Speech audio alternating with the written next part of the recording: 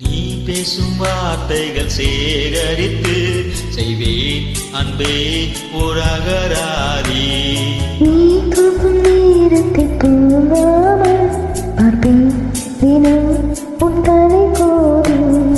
அதோரத்தில் எப்போதுமே உன் மூச்சு காற்றின் வெப்பம் சுமப்பேன். கையோடு கை கோர்த்துதான் உன் மாலை சூட்டி முகம் புதைப்பேன்.